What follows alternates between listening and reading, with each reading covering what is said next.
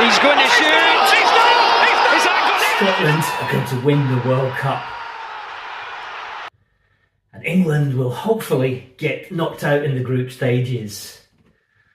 Now, unfortunately, the likelihood of these events happening is probably the reverse. And that's what I want to talk about today, is how can we express how likely or unlikely events are to happen in the future? How can we make predictions? So first we can use be going to. So Spain are going to win the World Cup.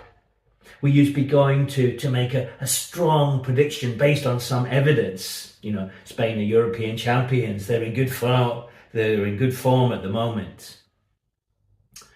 And we can use will when we're a little less sure or we don't have any evidence. So England will do well at the World Cup. You know, they've played terribly recently and they're winless in their last 3 games. And yet the English still think they're in with a chance. And then we can throw in an adverb to indicate the level of certainty. So will definitely, will certainly, if you're very sure.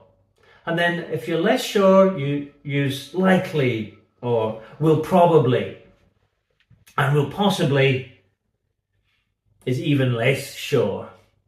And then we can use the same adverbs with won't, but the word order changes. So the adverb comes after will, but before won't. So England definitely won't win the World Cup. And we can also use modal verbs like must and might and could to express possibility in the same way. So when something is very certain and there's clear evidence that something is going to happen, we can use must. He must score. And we use might or may or could when it will possibly happen, but it's not certain. An African team might win the World Cup. And then we use might not or may not when it possibly won't happen. Just be careful though, could not is different. So England couldn't win the World Cup. That's talking about the past, their ability in the past. They were unable.